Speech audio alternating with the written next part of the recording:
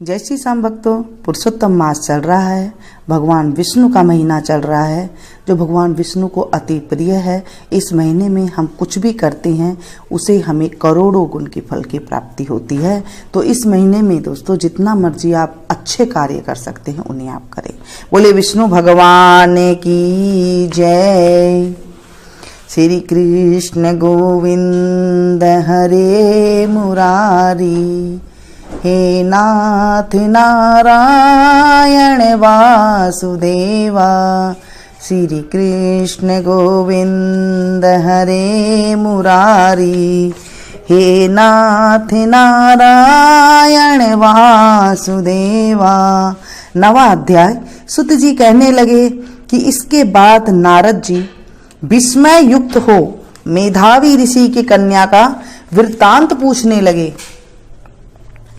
नारद जी ने पूछा, हे प्रभु, फिर उस ऋषि कन्या ने वन में क्या किया?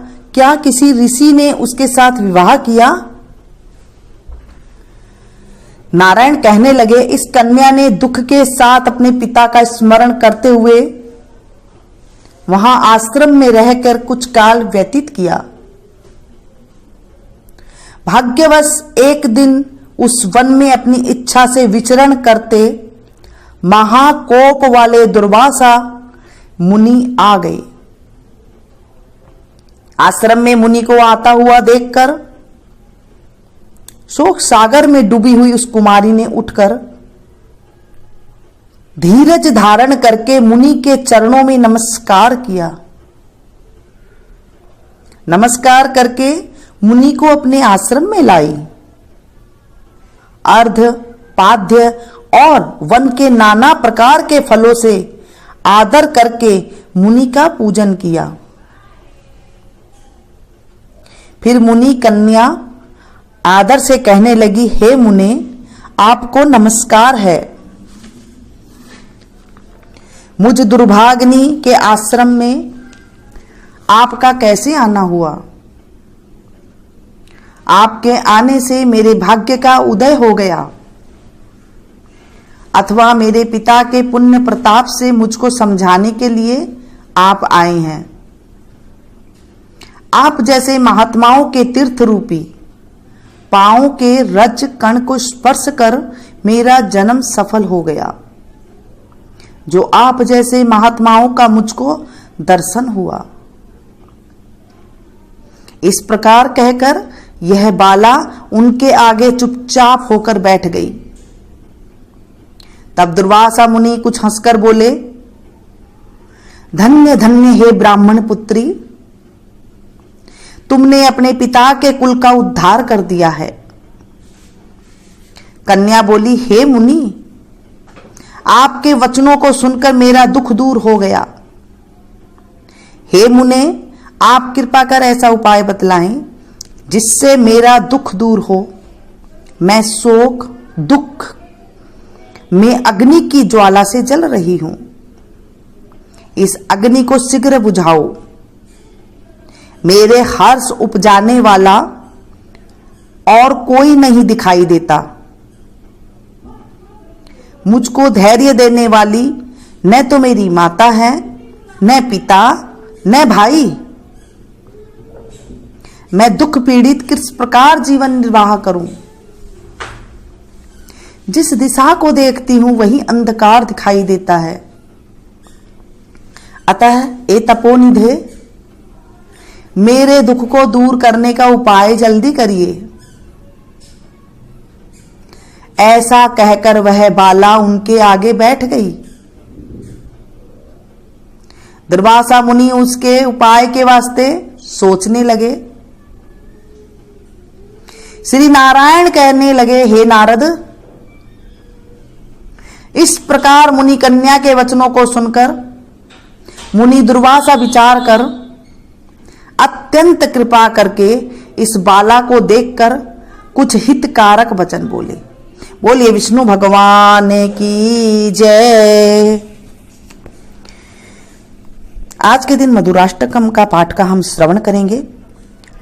अधुरम मधुरम वदनम मधुरम नयनं मधुरं हसितं मधुरं हृदयं मधुरं गमनं मधुरं मधुराधिपतेरखिलं मधुरं वचनं मधुरं चरितं मधुरं वसनं मधुरं वलितं मधुरं चलितं मधुरं भ्रमितं मधुरं मधुराधिपतेरखिलं मधुरं वेणुरा मधुरा रेणुरा मधुरा पाणिरा मधुर पादो मधुरो नृत्यं मधुरं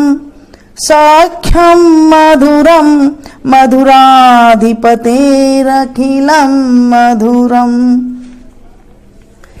गीतं मधुरं पीतं मधुरं भक्तं मधुरं सुप्तं मधुरं रूपं मधुरं तिलकं मधुरं मधुराधिपतेरखिलं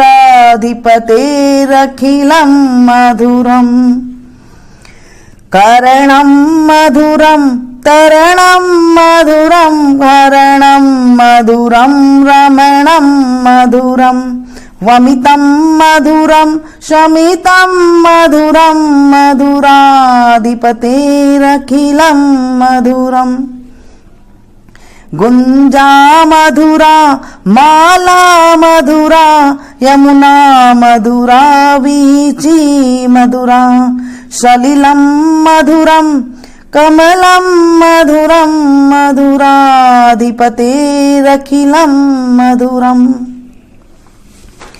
गोपी मधुरा लीला मधुरा युक्तं मधुरं मोक्तं मधुरं दिष्टं मधुरं शिष्टं मधुरं मधुराधिपतेरखिलं मधुरं गोपा मधुरा गाओ मधुरा इष्टिर मधुरा शिष्टिर मधुरा दलितं मधुरं फलितं मधुरं मधुराधिपतेरखिलं मधुरं।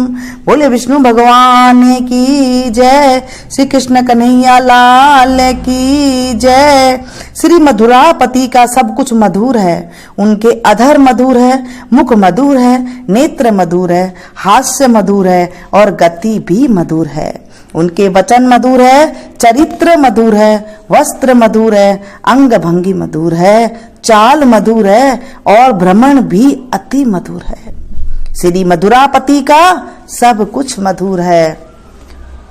उनकी वेणु मधुर है, चरणर मधुर है, कमल मधुर है, चरण मधुर है, नृत्य मधुर है और सख्य अति मधुर है। श्री मधुरापति का सब कुछ मधुर है। उनका गान मधुर है, चरण मधुर है, पान मधुर है, भोजन मधुर है। श्री मधुरापति का सब कुछ मधुर है। करुणम मधुरम तरणम मधुरम, हे अति मधुर है। श्री मधुरापति का सब कुछ मधुर है। उनका कार्य मधुर है, तैरना मधुर है, हरण मधुर है, स्मरण मधुर है, उदार मधुर है और शांति भी अति मधुर है। श्री मधुरापति का सब कुछ मधुर है। उनकी गुंजा मधुर है, माला मधुर है, यमुना मधुर है, उनकी तरंगे मधुर है, उसका जल मधुर है। श्री मधुरापति का सब कुछ मधुर है। गोपियां मधुर है, उनकी लीला मधुर है, उनका संयोग मधुर है, योग मधुर है, निरीक्षण मधुर है और शिष्टाचार भी मधुर है। श्री मधुरापति का सब कुछ मधुर है।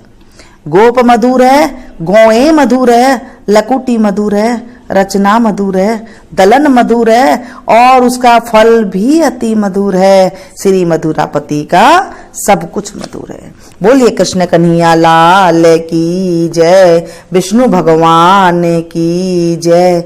अधिक मास में मधुराष्टम का पाठ अवश्य करना चाहिए।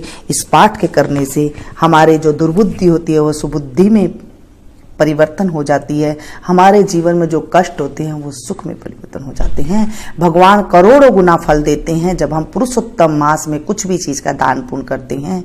कुछ भी चीज में आप कुछ भी कर सकते हैं। इलायची कर सकते हैं, 33 इलायची कर सकते हैं, 33 आप लौंग कर सकते हैं, छोटी से छोटी चीज कर सकते हैं, 33 आप टॉफियां कर सकते हैं, 33 आप जलेबी कर सकते हैं, 33 आप मालपुआ कर सकते हैं और उन्हें फिर आप मंदिर में दान दे सकते हैं। नहीं तो आप किसी गरीब को भी दान दे सकते हैं। आपका मन चाहे जिसे आप दान दे सकते हैं।